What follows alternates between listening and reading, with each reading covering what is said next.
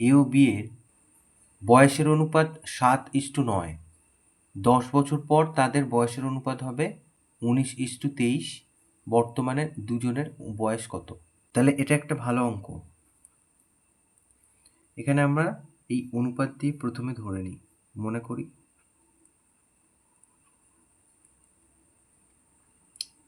এ এর বর্তমান বয়স সমান সমান 7x বছর,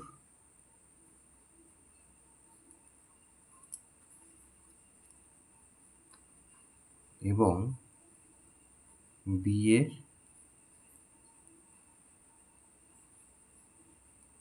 বর্তমান বয়স 9x বছর। এখানে সাধারণ গুণক x ধরলাম, একবার 7-এর সাথে গুণ করে 7x আর একবার 9-এর সাথে গুণ করে 9x। তাহলে প্রশ্নানুসারে কি বলেছে? প্রশ্নানুসারে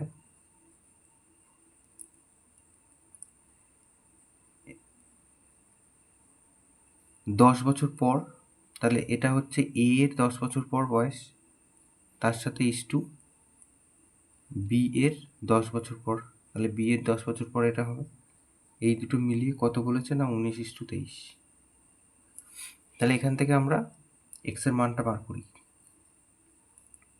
7x + 10 ওপরে লিখলাম, 9x + 10 নিচে লিখলাম। অনুপাত মানে ভাগ, তাহলে এইভাবে লিখলাম। দুদিকেই একই হলো, কোনাকুনি গুণ করবো। এবার 23-এর সাথে এটা গুণ করবো, 7 3 21 হাতে 2, 7 2 14 15 16, এত x আর 230।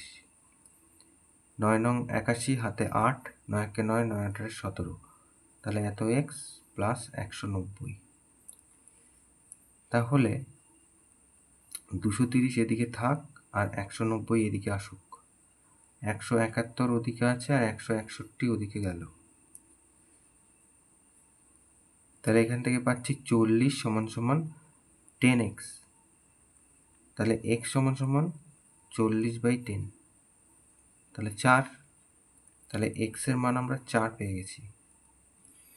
তাহলে এইবার লিখবো যে অতএব এ এর বর্তমান বয়স সমান সমান, আমাদের কি ছিল?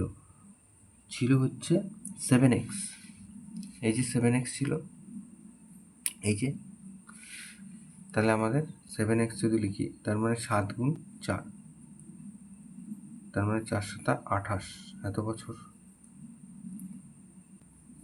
অতএব বি এর বর্তমান বয়স 9x ছিল, তাহলে 4 নং 36 এত বছর। তাহলে আমরা দুজনের বয়স পেয়ে গেলাম, বর্তমান বয়স। তাহলে এই দুটো হচ্ছে উত্তর।